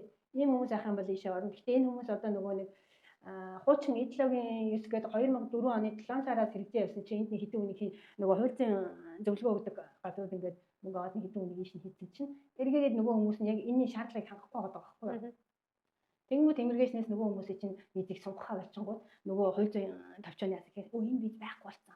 Одоо чамд ийш нь өөр тийш нь оруулахгүй болохгүй. Тэгэхээр чи D10 авч байгаад оюутан маяг юм ингээд цаашаа явах гээд ингээд толгойн эргүүл явуулсан байгаа байхгүй. Тэгэхээр энэ виз бол байгаад байгаа. Хэрвээ энэ хүн ажил дээр өндөр цалин аваад нөгөө нэг юу орлогын нөхцөл нь одоо өндөр гараад ч юм уу тийм одоо энэ жишээ нь манай нөгөө нэг Канадад байдаг онгоцны үйлдвэрт хэдэн залуучууд ороод тэгсэн хөдөлмөрийн үйлсний баг хэмжээд жоохон давуу нэг юм багахан цалин аваад байсан чинь орлогын гүйцэтгэх сонгогдох болчиход байгаа байхгүй. Тэгээд зэрэг ууг нь бол энд нэг юм виз иммиграшн гаргасан ирнэ эндний нөхцөл нь угаасаа E7-гийн 3 гэдэг нэг юм виз байгаа юм байна. Тэгэхээр эднийг ийш нь оруулчихъя гэдэг ингээд сонгох болчиход байгаа. Тэгэхээр зэрэг нөгөө түрүүний хэлсэнчлэн энэ нөхөр чинь эднэрийн ажлыг булаач хийх чадамжгүй өөрийнхөө хийх нэг үйлдвэр үүдтэл явна гэсэн багхгүй. За тэгвэл яасан бодож ийж орохгүй болоод ховд асар цаашаа одоо нэг өөрчлөх сунгах тал дээр яг одоо орж ирж байна тийм үү. Тэгэхээр манай одоо эхний ээлжийн юунууд бол Yellow-гийн 4 рүү шилжсэн залуучууд бол одоо 2 дахь одоо нэг сонголт руу орж эхэлж байгаа байхгүй юу. За нэг сонголтоо хийгээд ямар материал бүрдүүлэх юм бэ? Yellow-гийн 4 чинь дахиад 2 жил болчихсон. Одоо хугацаа нь дуусгаад байдаг. Одоо сонголт хийгдэх гээд байна. Ямар материал бүрдүүлэх вэ? Би дахиад ES-с Yellow-гийн 4 рүү шилжүүлсэн чи бүх материалаа бүрдүүлэх юм уу? Яах юм бэ? Ийх юм бэ гэдэг асуултууд гарч ирж байгаа байхгүй юу. Тэр чинь угаасаа таны Yellow-гийн 4 бол үйлдвэртэй чинь хамааралтай.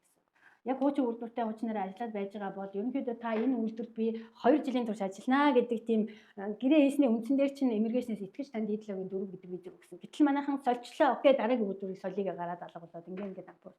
Яг хацтай нэгэн шинэ үйлдвэр ороод ажиллаад явж байгаа. Гэтэл нөгөө D7-гийн 4 гэдэг визээрээ та энэ удаа нөгөө А гэдэг үйлдвэртэй байгуулад анх D7-г авсан бол эндээ байсан байх уу үгүй байх уу гэдгийг бас харна гэсэн үг.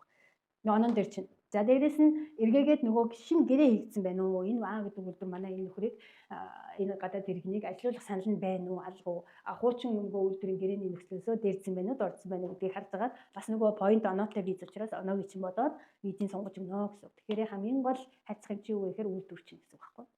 За үгүй тэгвэл Yellow-гийн 4 визийг одоо сунгаж явах явцад маш олон одоо өөрөс шалтгааллах зүйлүүд бий болж штэ. За түрүүчээс эхлүүлээд одоо ингээд залуучууд байна материалаа бүрдүүлээд сунглаа.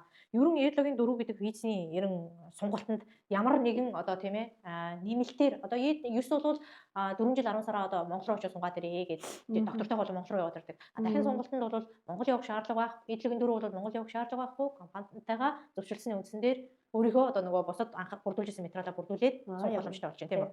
Одоо иммиграшны хувьд ч гэсэн E7-гийн 4 гэдэг визийг гаргачаад ES гэдэг бизнес E7-гийн 4 гэдэг виз рүү орлоо гэхэд бид энэ шинэ виз гарчаад энийг эргээгээд яаж сунгах вэ гэдэг тогтолцоог одоо болч гаргаагүй байгаа. Энэ хүмүүс одоо нөгөө ихний хүмүүс сунгагдаад ирэхээр одоо жинхэнэ сонголт гэдэг юм толгоор өнцгөж эхэлж байгаа байхгүй. Тэгэхээр энэ сонголт гэдэг юм дээр бүх юм шинэ материал авах, хууль зүйн яамч шинэ материал өгж байгаа, ажилтнууд шинэ, нийтлэлтэй ажилчид шинэ одоо дунд нь байгаа бидний ч бүх юм шинэ болчиход байгаа байхгүй. Тэгэхээр энэ бол яг нэг тийм зарчим гэх нэг шугамн дээр тогтсон юм бол байхгүй. Эргээгээд харахад бол E7 гэдэг маань point онооны виз учраас point оноо бол заавал бодогдно. Эргээгээд энэ хамгийн гол зөвшөөрсөн юм юу ах вэ гэхээр үйлдвэр энэ хүнийг дахиад хэдэн жил ажилуулна гэж энэ тэрнийг зохицуулаад сунгаж өгнө. Тэгэл нэг тийм гол зарчим бол байгаа. За тэгвэл E7 виз сунгаад дахиад E7-оор сунгагчлаа. E7-гийн 4 визийг өөр визний англи руу сунгах одоо ямар визний ангиллууд байна вэ? Тийм. Хөрөх одоо визний ангиллууд юу вэ? E7-гийн 4. E7-гийн 4. E7-гийн 4 авцсан тийм үү? За авцсан манайх ажиллаж байгаа. Гэтэл ажлын байр солиод нэг унсаанда 4. Тэгсэн. Унаад нэг D10 уснаа да. За D10-аас D2 руу болоод оюутан болоо авчиж болно гэсэн үг. За оюутнаас болоо магистр юу гэдэг ингэж төгсөөд эргээгээд мэрэгсэн E7-гийн одоо нэг илүү орж ажиллах боломжтой гэсэн. За дараагийн доктор сууршилтаагаар E7-оор нэг үйлдвэртэй ажиллаад байгаа нөхөр юу хаашаа шилжиж. За энд тийм ерөнхийдөө ойролцоогоор 5 жил ажиллачлаа. E7-гийн 4. За 4 жил ажиллачлаа гэж үү. Яг нөгөө E7-оор яг нэг үйлдвэртэй А гэдэг үйлдвэр доктортой ажилласан. За тэгэх юм бол энэ хүн яах вэ? F2 гэдэг нэг виз рүү орж болж байгаа. За F2-оос нөгөө дотоодын нэгж бүтээгдэхүүний одоо нэг хүнд ногдох дотоодын нэгж бүтээгдэхүүний 70% дээш авах юм бол ингээд энэ рүү орж болж байгаа байхгүй юу? 70%. За энэ бас нөгөө юу нэг хүнд ногдох дотоодын нэгж бүтээгдэхүүн бодогдно гэсэн. 70-аас 80% гэж. 70-аас 80%. За ийш аач уу? Байнгын оршин суух уу F5 болох байхгүй. Энэ нэг гарахтаа 10 жил гарах. За энэ болохоор зэрэг эхлээд за аддаар бол 2 жил бас оноо бодно гэсэн үг байхгүй юу? Тэгээ үгүй бол 1 жилээр олно гэсэн үг. Тэгээ энэ оноо боддог учраас эндээс оноо бодно. Эндээс оноо бодно. Дандаа л оноо яваад байгаа юм. Тэгэхээр би анханасаа эндээсээ бэлдээ явах хэрэгтэй гэсэн үг байхгүй юу? Би анх хамгийн эцсийн зорилгыг нийт тавьчаад хааштай энд оноо бодоод дотоодын нийт бүтээгдэхүүний 70%-аас дээш үжиж энэ гадаад хүн манай Солонгос улсын засгийн газарт ямар нэгэн үүрэг ачаа болохгүй өөрийгөө аваа авчих юм байна гэж харддаг байхгүй юу? Тэгэхээр зэрэг та яах вэ? Өөрөө айгүй их мөнгөтэй чадaltaй байх юм бол танд энэ визнес олдоод яваад байна гэсэн үг байхгүй юу? За энд нөгөө эдлэгээрээ нөгөөдөгч үйлдвэрийн ажиллагаа хийж ингээ мөнгөө цуглуулад гайгүй хураачаад F2 авах юм бол бас үйлдвэрт ажиллаж болно. Үйлдвэрт. Ямар нэг үйлдвэр компанид. Дээрээс нь хуваарь юм гэж болно. Хувийн аж ахуй. Хувийн аж ахуйн гэж байна. Ингээд нэг юм салбар үүсгээд. За энэ эргээгээ дээшээ ирэх юм бол яг бүгдийг хийж болох байхгүй юм. Зөв. Тийм. За манай залуучууд нөгөө визний англиар солиод яваад байх. Гол шалтгаан яваад байгаа юм ихтэй ерөөсөө F5 тавцгаар оршин сууя. Тэхийн тулд эдлэгийн дөрөв рүү бас ороод эдлэгийн дөрвөөс бас дахиад өөр визний англи руу хөрөх боломжтой юм байна гэдэг одоо гэр бүлээ урьхаас гэр бүлгүй ганц бие залуучууд алсын хараа нь бол ингэж тавиад байгаа шүү дээ. Ерөөсөө окей би 10 жилийн дараа F5 баймаар байна. Энэ улсад удаан оршин сумаар байна. Гэсэн залуучууд бол яг энэ төлөвлөгөөний дагуу ингээд одоо тийм ээ өөрөө өөрсдийнхөө одоо хэл одоо тийм ээ хөрөнгө оруулалтын мэдүүлэг одоо тийм ээ цалин өсөө нэмэгдүүлэх байдал дээр бол анзаараад явах боломжтой байна. За энэ мэдээчлэн одоо эдлэгийн дөрөв визний одоо сайн муу дэвшилтэд одоо тийм ээ аагаас нь яа хүртэл бараг зарчлаа шүү дээ. Тэгээд энэ тохиолдолд яг эдлэгийн дөрөв визний давуу болон сул тал одоо яг авагдаж байгаа яг шин журам дээр та бас нэмэлтээр хэлэх юу вэ? Тэгээ эдлэгийн дөрөвөөс дээшээ бол одоо ингээл дандаа point оноо бодогдоод явах нь шүү дээ. Тэгэхээр зэрэг энэ хүн Солонгос улсын засгийн газар Солонгос улсад Солонгос үйлдвэрт ямар нэгэн одоо дэм туслалцаа үзүүлж байгаа юу байгаа юм бэ? Эргээгээд энэ хүн ямар нэгэн ачаа бараа болчих юм шиг дээ. Бид нэр энэ хүнийг одоо хижих болон ямар нэгэн одоо юу гэдэг асуудал үүсгэх дээ гэдэг дээр хамгийн их асуудал харж байгаа гэсэн үг байна. Тийм учраас та яах ёстой вэ гэхээр өөрийгөө нэгдүгээр бэлдэх ёстой. За эргээгээд гэр бүлээ ураад авчирлаа, хүүхдүүдээ авчирлаа гэхэд таны цалингаар хүүхдүүдэд тижээгээд эхнэрээ тижээгээд эхнэр бол ажиллах хэрэггүй байгаа шүү дээ.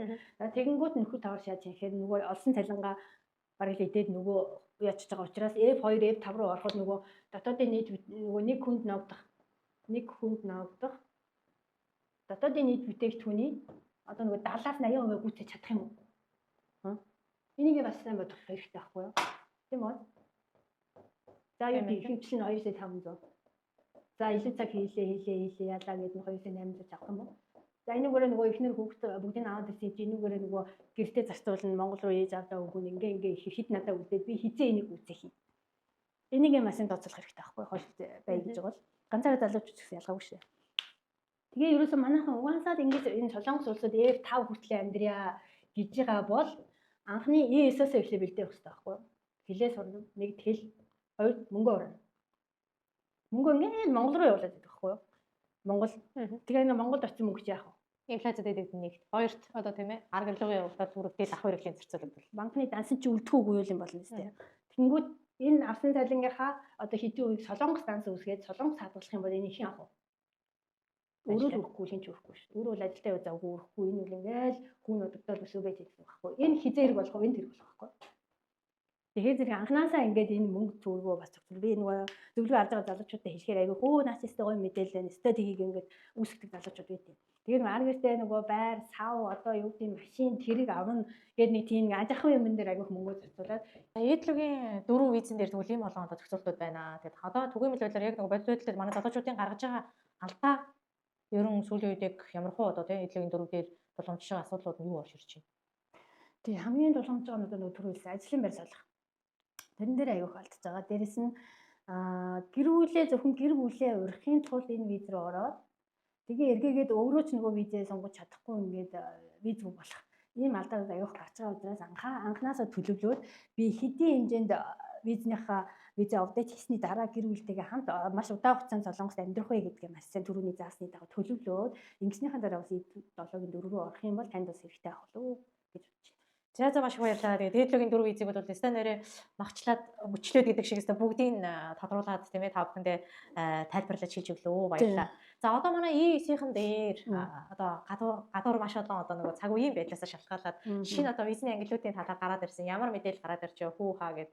Тэр нь юу вэ гэхээр эхний ээлжинд E7-гийн 3 визний ангилал гараад ирлээ. Бид нар олох боломжтой юм уу? Зарим одоо манай хөдөлмөрийн салбарын зарим одоо нөхдүүд E9-ийнхэндээс гоё боломж гараад ирлээ хүү хаа гэж тоо тавьчаад хажиж байгаа байхгүй юу? Тэгээд тэр яг E7-гийн 3 визний ангилал биднэрт E9-ийнхэнд ерөн яг орох ангиллын виз муу юм уу биш юм уу? Ерөн юунд хамаардаг визийг яагаад энэ E9-ийнхэнд одоо тийм ээ хамаартай юм шиг ингэж гадуур ингэж мэдээлэл яваад байна. Энэ дээр тодорхойлж өгөөч. Энэ E7-гийн 3 гэдэг чинь угаасаа байсан виз байхгүй юу? Угаасаа байсан. За энэ яадаг гэхээр илбан хинэн буюу одоо зөв энгийн одоо тийм одоо гагнуур бол гагнуур идэг тэр үйлдвэр дээр ажиллах ч юм уу те. Одоо энэ гагнуур чи хүнийг эх орноос нь авчираад шууд ES гэдэг визийг алгасаад авчирч штэ. Ийм төрлийн визүүд байхгүй юу. Тэгэнгүүт энэ угаасаа шинээр гараад ирсэн юм шиг ингээ яриад байгаа. Энэ юутай холбоотой юм гэхээр одоо нөгөө хөдөө орнуудад хүн ам багсаж байгаа. Тэрнийхээ ялгаагаар үйлдвэрүүдэд одоо жишээ нь бүрийн сан буюу жижиг үйлдвэрүүдэд энэ ажиллах хүч дутагдж байна. Тийм учраас зэрэг одоо үйлчлэгийн салбарч бас орооч байгаа байхгүй. Одоо голфын талбай дээр нөгөө бөмбөг зэгцэлж барьдаг янзлдаг нөгөө карт жолоочдаг эмэгтэй хүмүүс байдаг шүү дээ. Тэр хүмүүс төгөлж ингээ хэрэгтэй байна гэдэг ийм ажлын байрын саналууд аяг хурж ирээд энийг бид нар яаж зохицуулах юм бэ гэхээр нөгөө ийсүүдийн ачраа хуваарлахлаар нөгөө хүмүүс маань хэл мэдэхгүй. Дээрээс нь яадаг вөхөөр яг мэрэгжлийн тулсан бол биш байдаг. Ингээд за энийг тэгвэл одоо яаж зохицуулах вэ гэхээр энэ E7-гийн 7-гийн 3 гэж нэг юу байгаа салбар байгаа бидний. Энэ дээр тэгвэл та нар анханаас нь одоо Вьетнам бол Вьетнамаас нь, Монгол бол Монголоос нь одоо энэ тэр хүмүүсээ сургаад ингээд авчраад энд ажиллуулаа гэдэг зөвшөөрөл нь гараад байгаа байхгүй.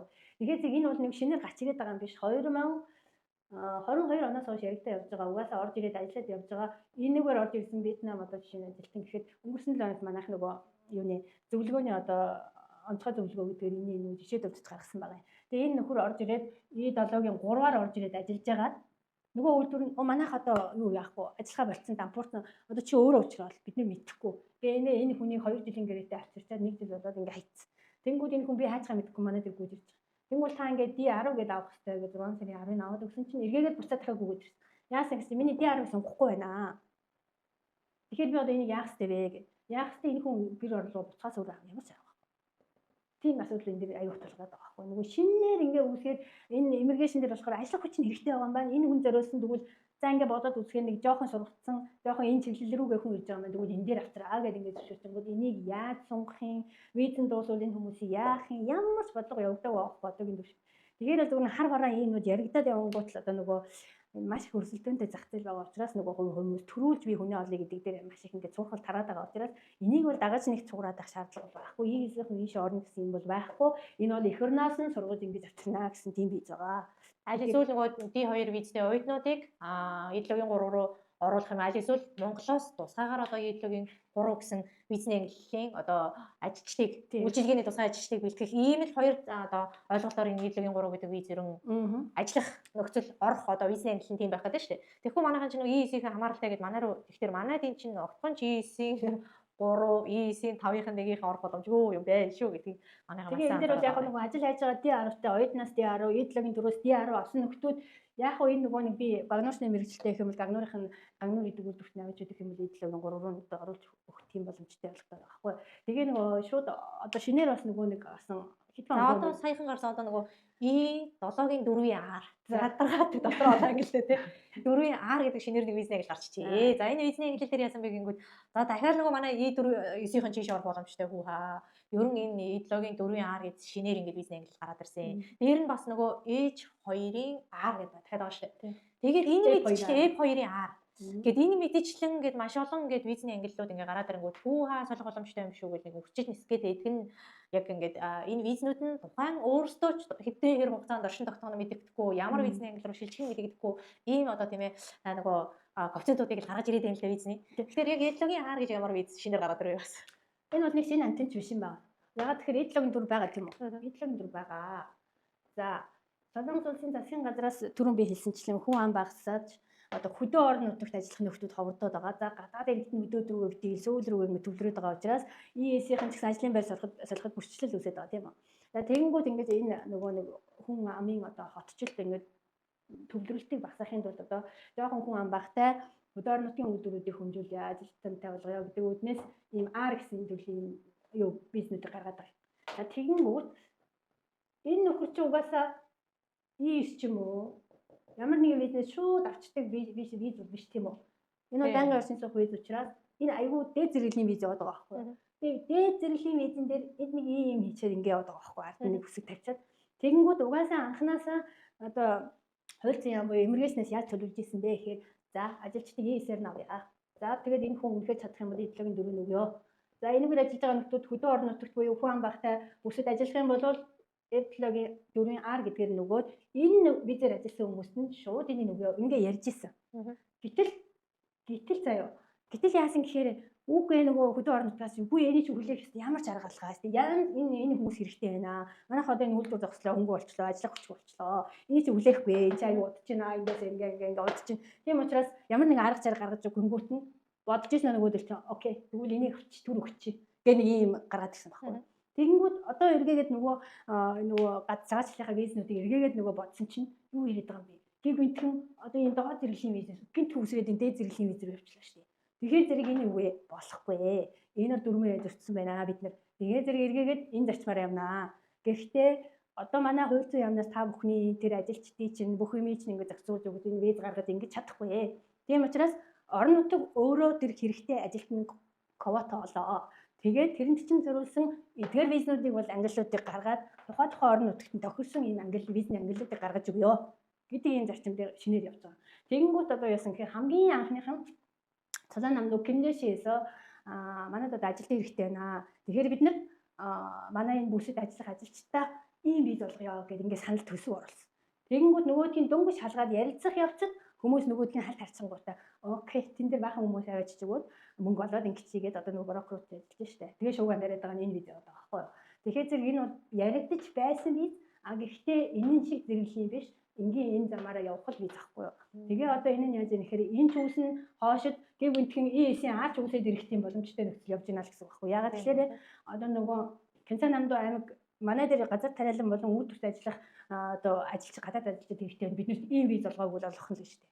Тийм одоо тэгэхээр нөгөө цагаачлалын аль буюу иммиграшны албанаас тухайн орон нутгаас нь ямар одоо гадаад ажилчид бидний хэрэгтэй байна. Тэрийг олж ирнэ тэрэнд нь зориулсан виз гаргаж өгнө гэсэн зарчим дээр явж байгаа байхгүй юу. Тэгэхээр зэрэг ихэвчлэн нэг иймэрхүү төрлийн визнүүд түр олгоо явж байгаа. Эргээгээд энэ визэн дээр энийг яаж сонгох вэ?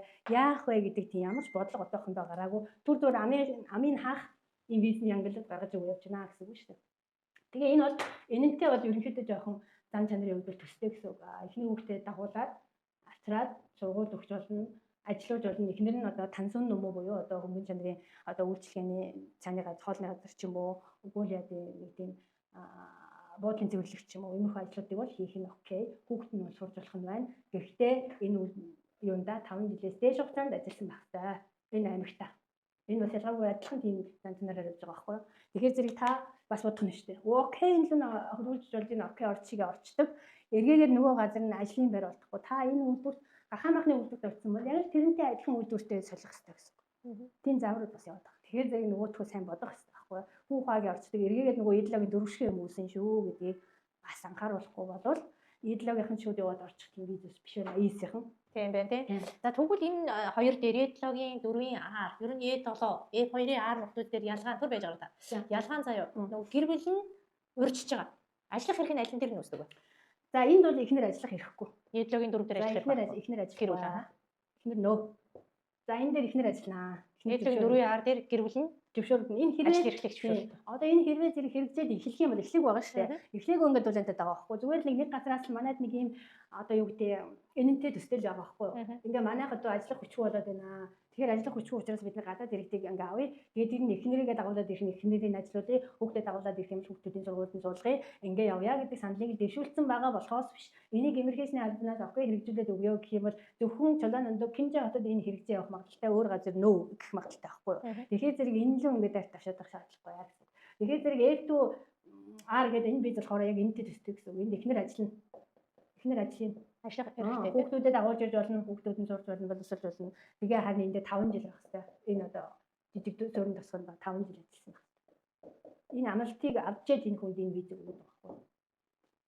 За ингээд нийтдээ ЕДЛ-тэй холбоотой болон Солонгос улсад яг одоо 2025 онд хөдөлмөрийн тухай хуулинд болон яг энэ хөдөлмөрийн салбар дээр ажиллаж байгаа залуучуудад шинээр ямар төрлийн визний ангилууд үүсэж байгаа, ямар өөрчлөлт журмууд үүсэж байгаа гэдэг талаар насныхан дэлгэрэнгүй та бүхэнд танилцуулгаа.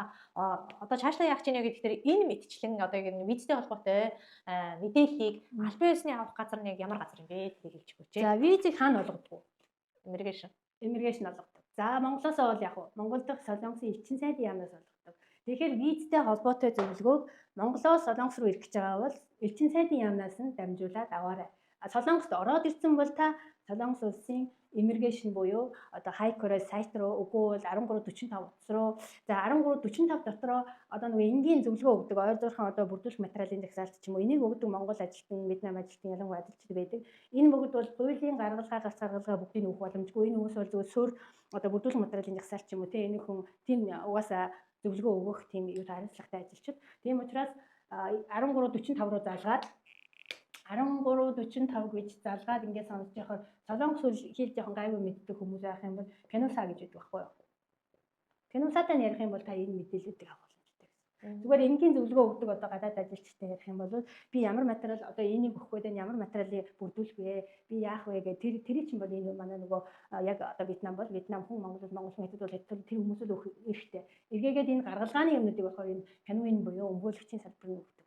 Тэгэхээр зэрэг дээр зэрэглээ 1345 руу ороод тэр чинь худлаа ялаад байна. Тэр зөвлөгөө чинь болно гэсэн болоогүй. Энэ хүмүүсд болон болохгүй гэдгийг тэр гадаад зөвлөгөө өгдөг хүмүүс бол мэдэхгүй, ирэхгүй тийм учраас болохгүй.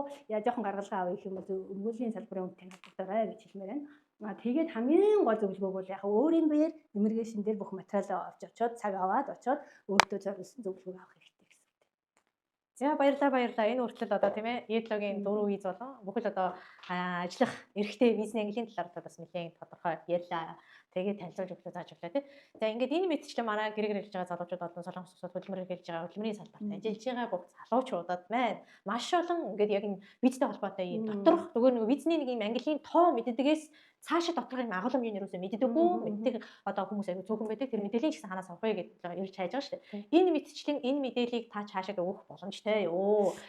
Ажлын цаг бол маш богино. Дээрээс нь өөр их завгүй олон ажил хийдэг байгаа. Тэгээ яг залуучууд хүсэх юм бол одоо жишээлхэд энгийн оюутан байж байгаад оюутнаасаа D2-оос одоо D2 зөвс аюу шин юмнууд аюух гарч байгаа байхгүй оюутнууд. Тэгэнгүүт энэ оюутнуудтай холбоотой оюутнууд явсаар агаад F5 байнгын орчин зөх дээрээс нь иргэн шил хүртэл яаж авах вэ гэдэг ч юм уу ийм виз болгоны онцлог өөр учраас онцлог онцлогтын зориулсан салбарын яг хандах юм бол адилхан сургалт хийгээд өгч болно. За баярлалаа. Тэгээд шинэ оны эхний дугаарт маш олон одоо тийм ээ хөдөлмөрийн салбарт ажиллаж байгаа залуучуудын хэрэгтэй мэдээлэлээр хангаж нэлээд тодорхой бас бүгд бас танилцуулга мэдээлэл ингэж хүргэж өглөө. Тэгээд дараагийн одоо тийм ээ дугаартай ойрхон байгаарай. Маш тодорхой бас мэдээллүүдийг араас нь бас өгөх болно. Тэгээд хөдөлмөрийн салбарт ажиллаж байгаа болон Солонгос улсад ажиллаж амьдарч байгаа визтэй одоо тийм ээ холбоотой бүхэл мэдээллийг одоо Заяа ТV-гээс авах боломжтой шүү. Тэгээд энэ хүртэл одоо тийм ээ манай одоо бичлэгийг үзэж мэдээлэлээ мэдлэгээ тодорхой болгосон та бүхэнд маш их баярлалаа. Тэгээд өнөөдрийн одоо тийм ээ ЕДЛ-гийн 4 болон бусад одоо хөдөлмөрийн салбартай холбоотой шинэ мэдээллийг хуваалцаж танилцуулж өгсөн Гянсан Намдаа аймгийн дэмжигдэл үеийн одоо мэргэжилтэн зөвлөх мөхцөөгчтэй маш их баярлалаа. Тэгээд мөхцөөгчтэй манай залуучуудад бас нэмэлтээр дутуу яриаг үлдсэн зүйл юу байна вэ?